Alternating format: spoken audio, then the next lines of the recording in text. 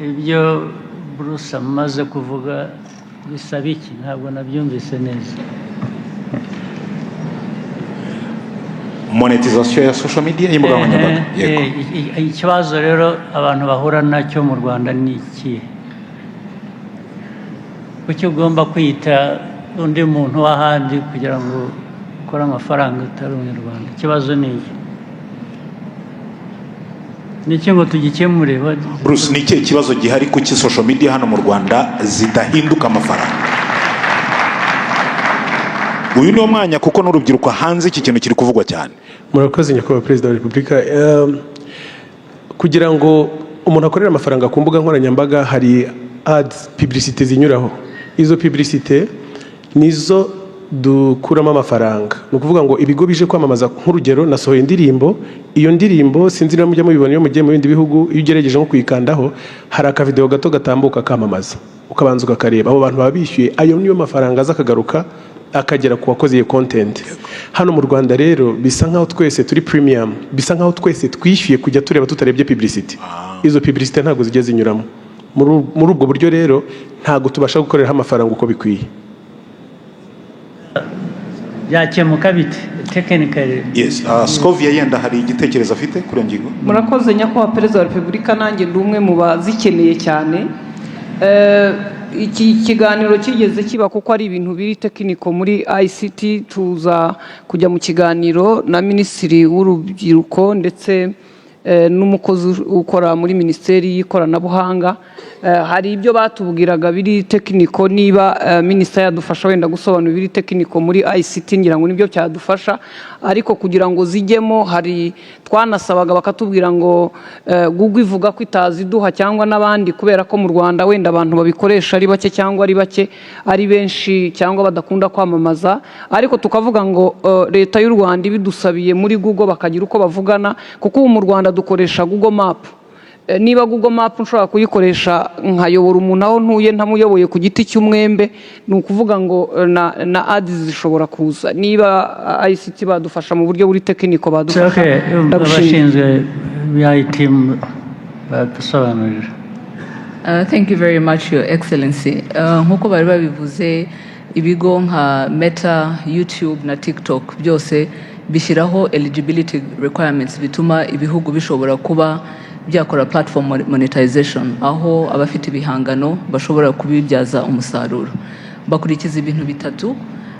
Icya mbere ni regulatory compliance, kandi ibyo twarabyujuje, nibyo bareba data protection, intellectual property na taxation, ibyo turabyujuje nk'igihugu.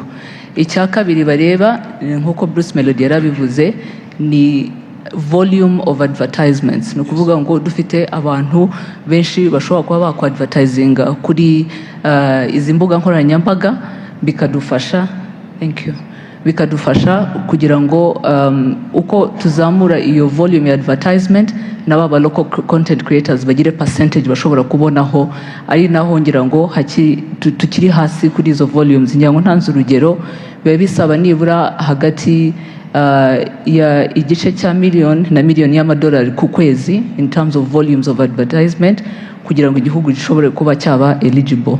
Icya gatatu ni payment infrastructure, ishobora gutuma ya mafaranga babonye bashobora kubona kuri izo mbuga nkoranyambaga ashobora kuba yabageraho, kandi ibyo turabifite. Ari ibyo bigo byose nkuko nabivuze twavuganye nabyo, ni ukuvuga ngo hariho ibintu bibiri aho batubwira ati turimo turabikora, bagenda banashyiraho ibihugu bitandukanye babyongera mu mubare w'ibihugu biri eligible, ariko bikanasaba ko natwe twashyiramo imbaraga kugira ngo the volumes of advertisement coming from our private sector and companies ishobore kuba yazamuka kugira ngo tube eligible. Murakoze. Yes, kubitureba twakora rero specifically ni ibihe? Hari ibyo bireba abo bandi Google n'abandi, hari byaba bitureba ni ibiki tudakora twakora kugira ngo kuva twatangira kuganira nabo ibitureba twarabikoze, ari izo regulatory compliance zabayeho, ngira ngo dushyiraho na ririya tegeko rya data protection n'ibijyanye na intellectual property, ibyo byose birahari.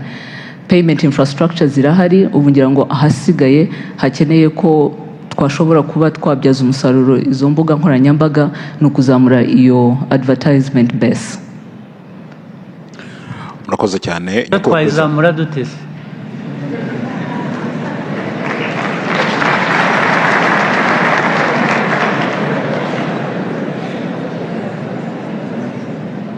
tuyizamure duti. Your Excellency, I think ibintu kubifata twese nk'umukoro companies zose zikumva ko social media is also a platform where you can do advertisements kandi nabyo bigira iyo network effect ishobora gufasha baba local content creators bacu. Harimo kutamenya rero kwaba ngira ngo nk'aba local content creators bo bamaze kubimenya bakomeje bagirana ibiganiro na companies ubu nizo dukeneye zamenya zite to mobilize. Twabikora dukwiye kubikora reka dukora iyo mobilization. Thank you, sir. Okay. Bruce, over to you. Twifuza umunyarwanda nka munyakazi.